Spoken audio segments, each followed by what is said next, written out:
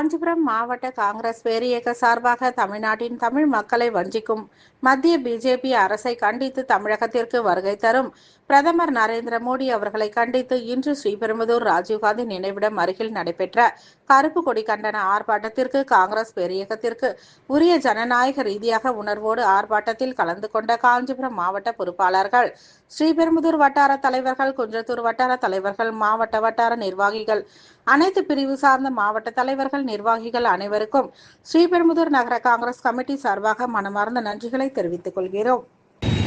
நமது மாநில தலைவர் அண்ணன் செல்வப்பெருந்தகை ஆணைக்கிணங்க இந்த கருப்பொடி ஆர்ப்பாட்டத்தை நமது பாரத ரத்னா பிரதமர் மறைந்த இந்த ராஜீவ்காந்தி நினைவகத்தின் அருகாமையில் இந்த ஆர்ப்பாட்டத்தை தொடங்க உள்ளோம். இதனுடைய முக்கிய கருத்து என்னவென்றால், வக்ஃபு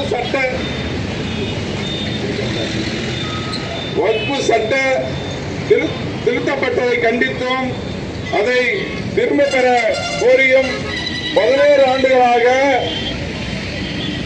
ஒன்றிய பாஜக அரசு தமிழ்நாட்டிற்கும் தமிழக மக்களுக்கும் செய்து வருகின்ற ஜனநாயக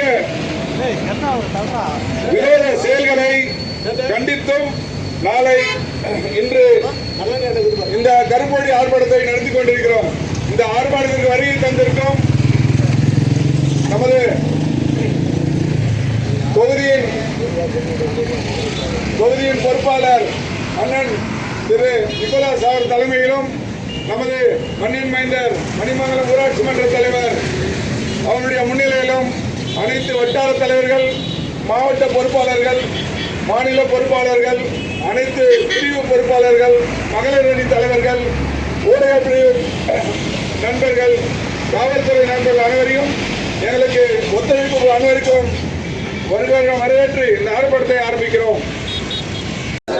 இந்திய நாட்டு மக்களை இந்து முஸ்லிம் கிறிஸ்துவர் என்று மதத்தின் பெயரால் பிரிக்காதே, நெரிக்காதே. ஜனநாயகத்தின் குரல் வலையை ஒன்றிய பசாஸ் அரசே நெரிக்காதே, ஒன்றிய பாஜக அரசே நெரிக்காதே. வெல்லட்டும் இந்து மற்றும் சிறுபான்மை மக்களின்